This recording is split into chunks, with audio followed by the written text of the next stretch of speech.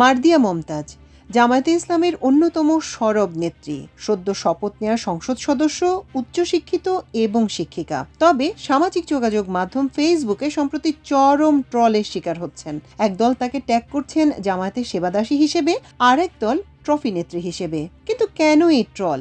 জামায়াত নেত্রীর তৎপরতা কি এর জন্য দায়ী, নাকি তার বিরোধীরা তার বিরুদ্ধে উঠে পড়ে লেগেছে? ফেসবুকে গত কয়েকদিন ধরেই ছড়িয়ে পড়েছে একটি ফটোকার্ড, যেখানে মার্দিয়া মমতাজের বরাতে লেখা, কেউ আমাকে জামায়াতের সেবাদাসী বললে আমার খারাপ লাগে না, বরং আমি গর্ববোধ করি। জামায়াতের আমিরকে আমি নবীর মতো সম্মান করি। আমি আমার সবটুকু দিয়ে যে জামায়াতের আমিরকে সেবা করতে পারছি, এটাই আমার জন্য বড় আমল।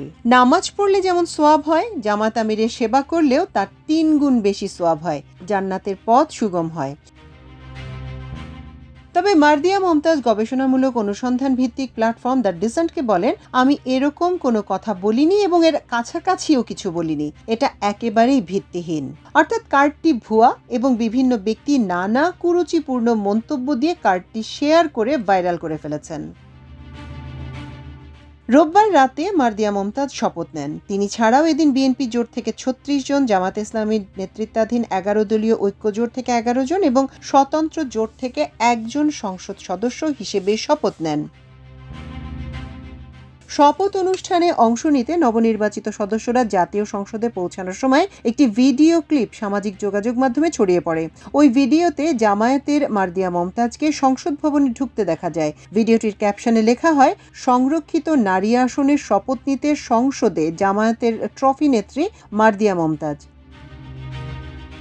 এই ভিডিও খুব দ্রুত সামাজিক যোগাযোগ মাধ্যমে ছড়িয়ে পড়ে। এই প্রতিবেদন লেখা পর্যন্ত এ ধরনের একটি পোস্ট লক্ষাধিকবার দেখা হয়েছে। মন্তব্যের ঘরে অনেকে ট্রফি শব্দটি ব্যবহার করে বিভিন্ন মন্তব্য করেন। যেমন আহমেদ জাহুর নামে এক ব্যবহারকারী লিখেছেন, আপুরে, সেদিন আপনি নারীকে ট্রফি বলেছিলেন, আর আজ সংরক্ষিত নারী আসনে জামায়াত থেকে মনোনয়ন নিলেন। আপনার বক্তব্য অনুযায়ী আপনি নিজেই এখন ট্রফি হয়ে গেলেন। তো ট্রফি নেত্রী মার্দিয়া মমতাজ এই কিওয়ার্ড ব্যবহার করে খোঁজ নিলে দেখা যায়, ফেসবুক সহ বিভিন্ন সামাজিক যোগাযোগ মাধ্যমে একই ধরনের দাবি ও ক্যাপশন ব্যবহার করে আরও বহু পোস্ট ছড়িয়ে আছে। সম্প্রতি জিটিভি তাদের ইউটিউব চ্যানেলে সহজ রাজনীতি টাইমলাইন বাংলাদেশ শিরোনামে 1 ঘন্টা 25 মিনিট 50 সেকেন্ডের একটি আলোচনা অনুষ্ঠান প্রচার করে।